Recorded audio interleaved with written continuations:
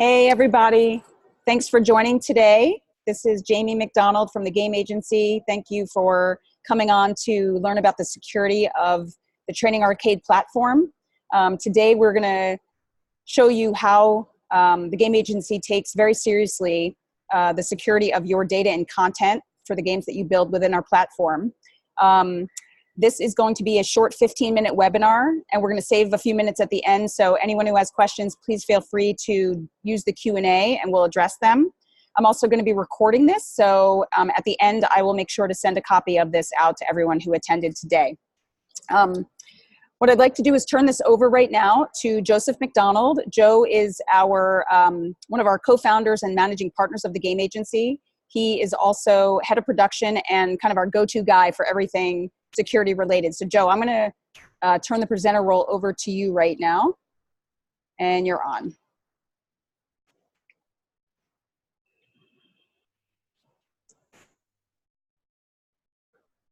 Okay, can you hear me, Jen?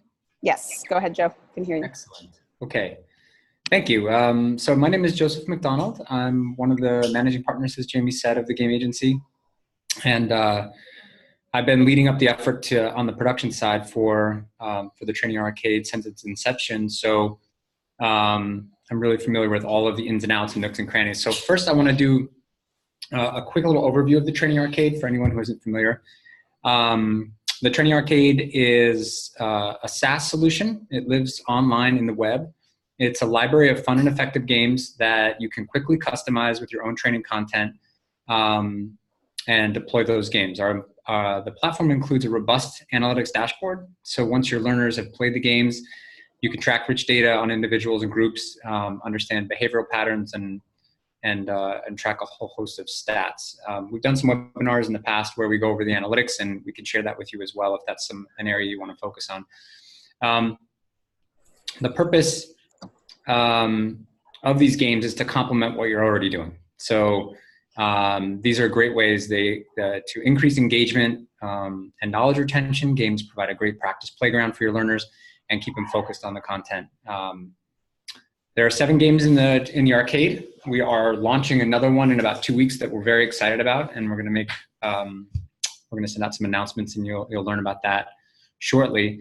It's a do-it-yourself platform, so we've done all the hard work in the platform. We've created all of the tools and features and capabilities to handle user registration, all the fun game mechanics and animations, make sure that it runs really well on all different devices. So whether they're on a mobile device all the way up to desktop and tablets in between, the games are all optimized across that landscape. So we've done all the hard work on those fronts and try to make it very easy for you to drop in your training and assessment content and very quickly publish. So the games are all Scorm compliant, and we've got Scorm packages that can be downloaded directly from the platform. And the games can be easily embedded into Captivate, Lectora, Articulate, or your authoring tool of choice. So as we get into this, as a company, we've been building games for over 10 years, and we have a heavy focus with our client base in healthcare, finance, and technology. So those industries are highly regulated, and we've cut our teeth on having to ensure that our platforms are stable, scalable, and highly secure. So I'll run through a couple of things really quickly. Some of this is a little bit of kind of technical IT mumbo jumbo, but it's important. So the data on our side is encrypted both in transit and at rest. And what that means is that on our site, we use SSL certificates. It's an HTTPS website, so that it's using kind of standard secure layers on the website itself. And then all of the data that we store on our side is encrypted in the database. So when the data is just sitting there, it's highly encrypted. We conduct on an ongoing basis penetration testing. So we employ third-party companies who come in and do their very best to try and penetrate into the application and into the database, and then report back to us in terms of anything they've seen. And to date, they have never penetrated, but we do that on an ongoing basis. It's what companies that take security seriously do. We have, on the company side, we have a business continuity and disaster recovery plan that we update on a monthly basis. And we do backups of the system on an hourly basis and can pull back up if there was, a big issue, if there was a big storm, if there was a fire, if there was anything like that. We're able to back up and get back up and running very quickly. So what I'm going to do here is share my screen and get into a quick, some of the features of the platform that are probably more, or more what you would be dealing with as you get in and you want to secure the platform. So let me share. Okay. All right, so there's a couple of ways that you can publish and deploy games in the Training Arcade. This is our backend CMS here. On the left-hand side, you can see all the games that I've built before, that our company has built. So you select one of the games that you built, and when you come into the authoring tool here, there's something that we have called Authorized Player List. And what this allows you to do is basically, as you're creating a course, you can then create the list of players who are authorized to play it. So if the link for the game that you created gets into somebody's hands, and they go to click on it and come play that game, they will not be allowed in unless they register as somebody who's already on this authorized list. Creating an authorized player list is really simple.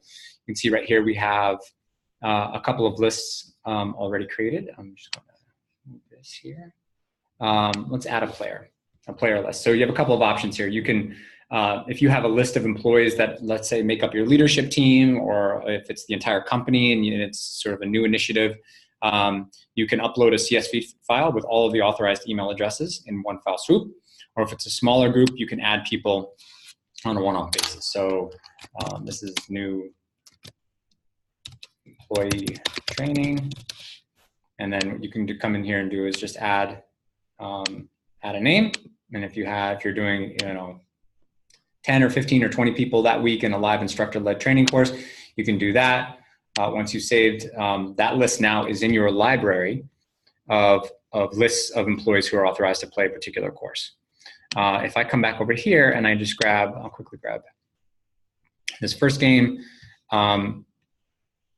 Here's where you handle user registration in your settings for this particular game. Now I can say, you know what, I want no authorization. This is going to be a link.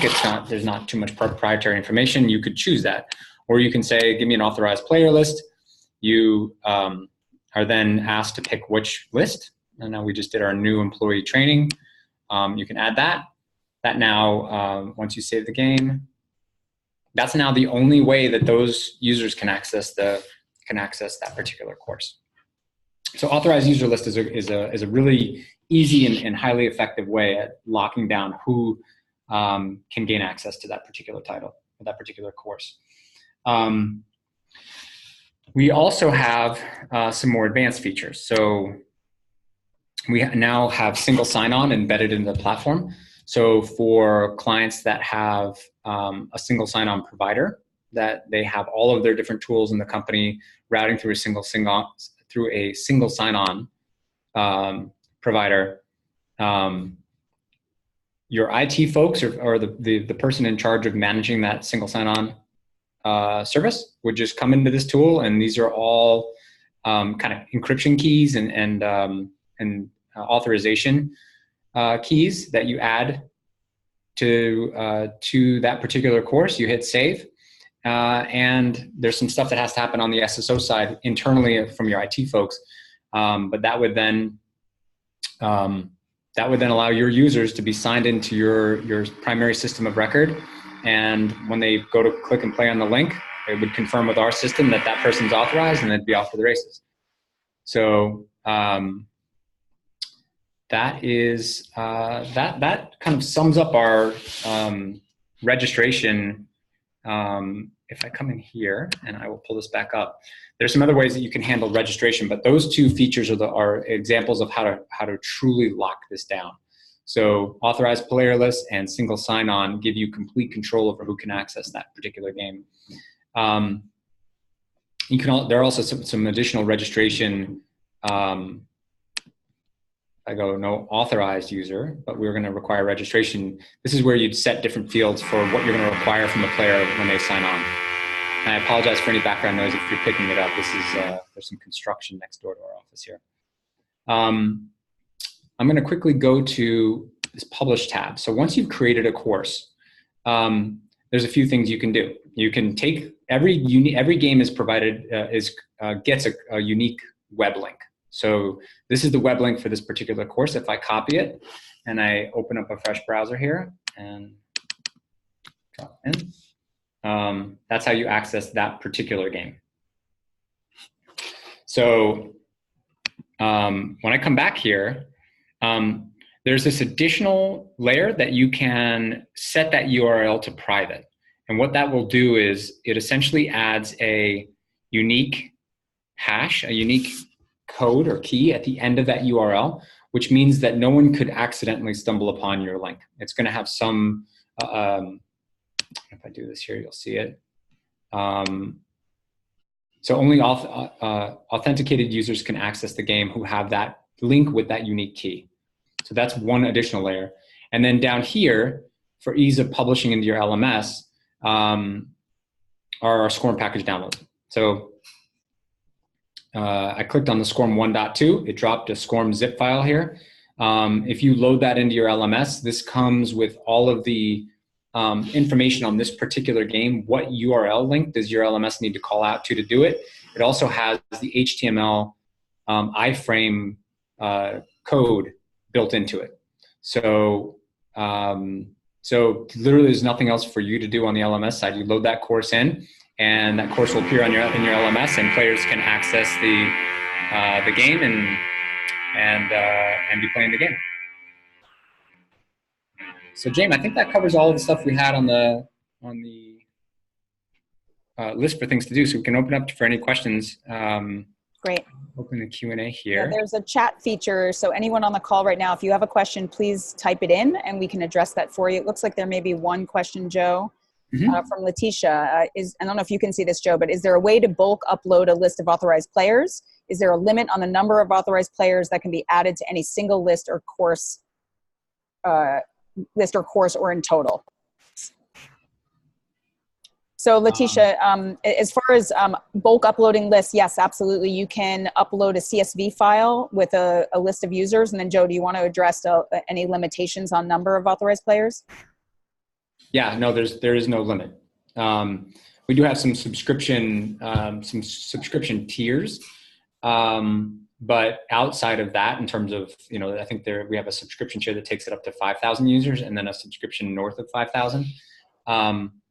But there's no technical limitation to it at all. So Our games, we want people to be playing our games, and from a administration perspective, access to the Training Arcade gives you the ability to create as many games, unique games, as you want, and we encourage that. And then the same thing on the player side. We really want as many of your employees to have access to these games because of the benefit that they can bring. So we've tried to reduce those limitations and really bring them down.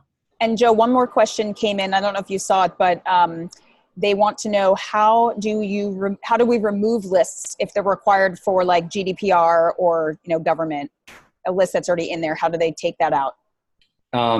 So there's two ways that we're handling GDPR specifically. So if there's ever a need, if someone's requested specifically, one particular user has said, please remove my data, or I don't want it in there, or you want to remove an entire list, we're happy to do that for you just through customer support or reaching out to the business person who you first got introduced to the platform on, and we can do that manually for you. But yes, otherwise you can delete lists from the master list. So in this section here, you have your player list. This is where you create and modify your list. That's where you would delete. There's no way to delete from an existing list. So if you've created a list and it's got 10 people on it, and you then want to remove a person from that list, then the method is to create a second list with 9 people on it, and you remove that player from there. But if there are any issues with it, or any need to make any manual updates to any of the lists or access lists that you guys have, we're happy to do them for you. Great, thanks, Joe. So we have, we're just at the end of the 15 minutes. If anyone else has another question, please pose it. And if not, you know, certainly reach out to us. Joe, I'm going to take you off for a second and just share my screen real quick. Sure. Stop your video. I'm going to shut this and... Okay, so I just wanted to put this up here on the screen for everyone to see. If you need to get in touch with either Joe or myself, this is our contact information. As I mentioned before, we're certainly going to be sending this recording out, so you know, you can share it with your teams if necessary. If you have additional questions as it pertains to security or anything else regarding our platform, certainly reach out. And if you're not aware, we do have a free trial offer on our platform. You can go to thetrainingarcade.com, and in the upper right corner, there's a start your trial button. You get 14 days, and that'll give you an opportunity to kind of play around with the platform, build out some sample games yourself, test it, you know, in your LMS if that's a need, and really understand how well it can work for you as a nice complement to what you're currently doing in your training. So thanks again, everybody. We're really pleased that you were able to join, and look for some future webinars that we'll be promoting soon. Have a great one. Thanks. Bye.